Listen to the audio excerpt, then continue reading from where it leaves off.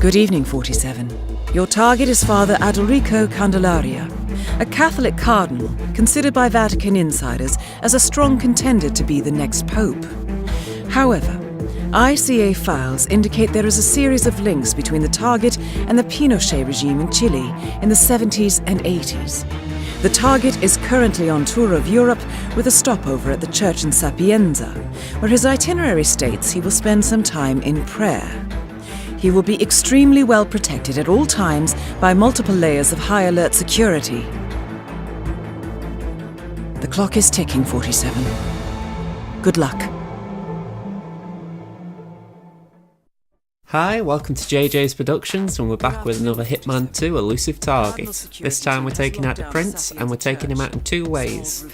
So this first playthrough, what we're going to be doing is we're going to be starting in the default starting location with the default starting loadout. So this is designed for anyone who's got level 1 mastery of Sapienza, or is just playing the game for the first time and wants to do this. So as you can see, we're going into the ICA safe house, so we're just going up the stairs and we're going to use the key that we have by default to get into the safe house. We're going to pick up this golf ball, but that's more as a precaution. You don't always need it. You will need the gun though, so make sure you pick that up. What we're going to do is drop down here, and the idea is we need to get one a disguise, and we also need to get a key to the church. So I'm a little bit disappointed with this route, I'm going to be honest with you. I'm disappointed with both of them for different reasons, but the reason for this is I do believe it would have been nice to try and do it suit only. However, with default starting location, it was practical to do it with the suit, with the disguise. You can do it with the suit, but it is a lot riskier as far as bodies found. So I'll explain this as we're moving on. So as you've seen, we've picked up a key on a table just before we picked up the disguise. At this point, what we're doing is just getting into the church premises. Now, we have to be careful because there are enforcers about, but it isn't as tricky as it looks. All we got to do is jump over that wall. If the guard's there, just wait until he moves and jump over, or try another entrance. You may get frisked though, so if that's the case, drop your gun. I would advise against that though, for the simple reason there are cameras around, and even though we will most likely take out surveillance in one of these routes, you don't want to get caught by them. So I wasn't actually certain what happens at this point. I didn't know if I was allowed in here. It's been a while since I've played in Sapienza, let alone in the church staff disguise, but you're allowed through here. So use this as a quick shortcut to avoid that camera. Then as you can see, we're just getting into the church. Now, the way we're going to kill the target is there's a chandelier just above, and we're going to use the chandelier to kill him. The difficulty is we've got to get up there without, well, first of all, without that priest catching us, but we've also got to take out two NPCs up there. When I say take out, I just mean pacify. So as you can see, we've got one coming downstairs right now, and we've got one in the little area where we're actually going to shoot the chandelier from. Now, I could have walked in there and actually subdued him, but for me that would be a little bit awkward just in case you mistime it and suddenly you get the punch glitch. If you haven't had the punch glitch, it's the idea that you can go to subdue someone and instead you punch them and it compromises your score. So instead I decided to get the crowbar from up here and simply put, I'm just going to knock him out with it. So nothing too complicated, it's the safest way to knock him out. I actually go for a slightly riskier way, to be fair. I used the silent attack when I could have just thrown it at him. So yeah, choose your poison really. You know, I wouldn't say it's bad going up close, but there's a slight risk he might fall over. So yeah, if you want to play it safe, just throw it at him. As you can see, the other guard's returning now, and if I don't knock him out before he goes through the curtain, the body will be found that I've just knocked out. So I'm going to drop a coin just to distract him. I would also like to point out that there is a little glitch with my controller, so if the inventory wheel does spin a little bit, it's probably to do with that. So at this point I've knocked him out with the crowbar. I'm using instinct just to check that any of the NPCs in the area haven't seen heard the crowbar. Once I know that they haven't, I'm going to drag the body and leave him with the other fella. So at this point I can actually just wait for the target, the prince, to walk underneath the chandelier. And this is actually, I've actually misworded that, because if I wait, he won't walk under there alone. So the idea is we have to actually get him there. So to do that, what we do is we throw a coin. So as you can see, I'm just picking up this. I actually think I've moved this, but I can't remember if I did. No, I didn't move the shotgun. I think I actually left that in case anyone walks up here, and that way it's something to move them away. So yeah, what I actually do, I'm going to use a pistol to cause distraction, just to get this guard, the target's guard, to move away. I'm going to use a coin to get the target to stand underneath the chandelier.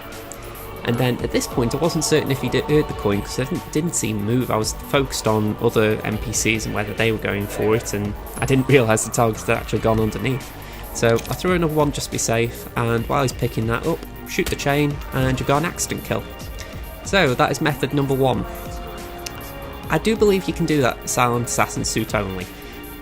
Using the method that I use in method 2, you will maybe get an idea of how to do it, but it will still be tricky suit only. So yeah, if I were to create a third account, which I'm not really tempted to do, but if I was to create a third PlayStation account to attempt it, I would go that route because I do believe it is suit only possible. So yeah, if you manage to do it, let me know and tell me how you got on. But yeah, that is the route, and I'm going to the exit. So for a level 1 mastery, it gets you your suit for Sapienza, and you get a silent assassin ranking, which is important. So the suit only is like the gloss on the end of it, but I'm a little disappointed for myself because I believe I can actually get the suit only, but I did do a suit only run, so again, not the end of the world. So we're going to go into the second playthrough now, and as I've alluded to, this will be a silent assassin suit only run through. I do start in the ICA safe house this time, just for the fact that it's a little bit nearer than the main square, but there isn't going to be too many major differences between the routes. It is a different kill, but I use stealth a little bit more, essentially. So there is a walkthrough, there is a guide, but it isn't radically different as far as the steps to begin with. So just at the end here, we're seeing the screen, the scores, and Italian suit with gloves. So we have actually got the rewards. I got the winter suit as well in this playthrough, and just a few other general unlocks for Sapienza. So moving on, this is the second playthrough. This is on my main account as well, so I've got a lot more goodies here, but I did actually just go for the modern lethal syringe, and I believe I bought coins with me. I don't even think I bought a lockpick, so you know, you don't need anything too radical for this. So the church key that you pick up, for the record, I'll grab the golf ball again and the gun. The church key that we pick up in the apartment, it's so handy just for getting about that you don't really need the lockpick. If you bring the lockpick, you're wasting an inventory spot. So yes, this does add time on, but I actually argue it's worth the time, because yes, you could start by the arbour and not get the church key, but then you've got to bring the lockpick and you're losing one item. So for me, it's worth the little detour just to get the church key. So as I said, it's going to be a similar method to last time. The difference is, instead of jumping over the wall, we're actually going to go through the morgue area. So as you can see, we're just walking up here and going to go through the doors up ahead. There's a church staff member inside. Now, I was a little bit tentative when I was doing this because I saw him looking at me and I thought, if I open this door, is it illegal? It was a little bit nervy. I was like, hello, can you just look away? Can you not be so nosy? But yeah, it isn't illegal. I mean, I should have known there wasn't a red icon by the triangle, but there is still a doubt because it's an illegal area you're walking into. So yeah, that was a little bit weird.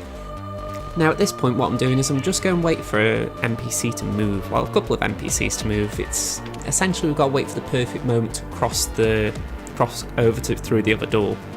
So if you're looking at the minimap, there's a bodyguard just by this door. I think his foot is actually glitching through the door.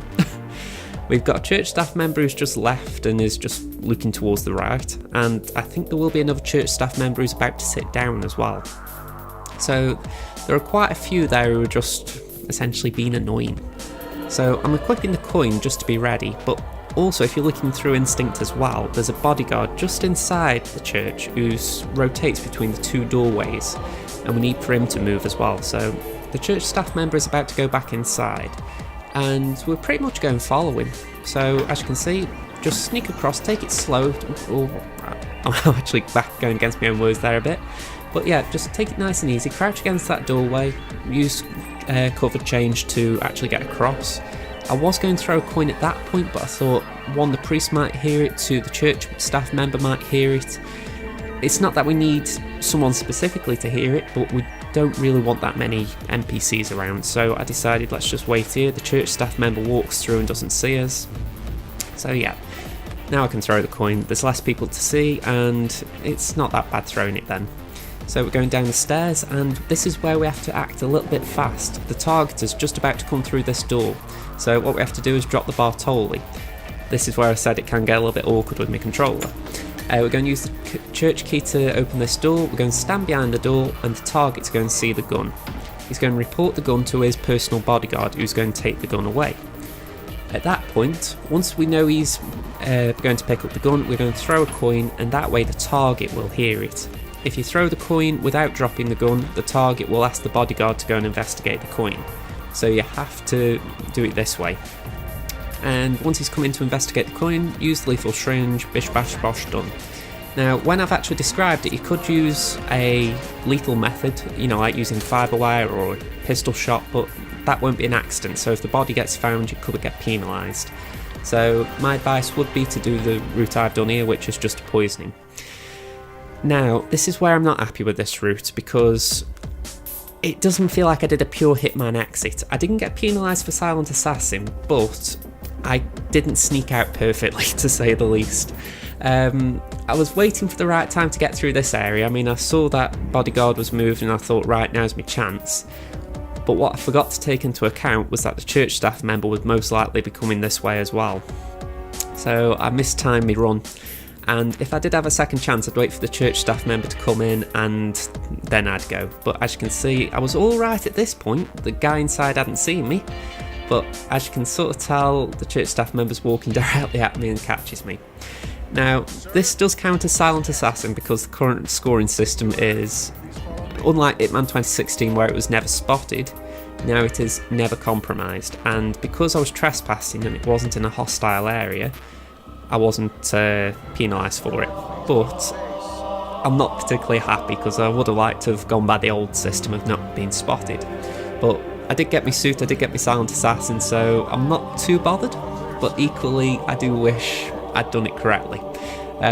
So my advice, if you try and do it this route and you're trying to go for the Silent Assassin, just try and sneak out when the church staff member's gone through the door we're going through. Basically make sure you don't run into him. Once you've done that, you can just pretty much sneak back the way we came in. So yeah, it was a little bit awkward, but in the end it wasn't the biggest of consequences. So I'd like to thank you for watching. If you've enjoyed this video, please leave it a like. Subscribe to the channel for more Hitman 2 videos, and until next time, this has been Josh from JJ's Productions. See you then. Bye for now, everyone.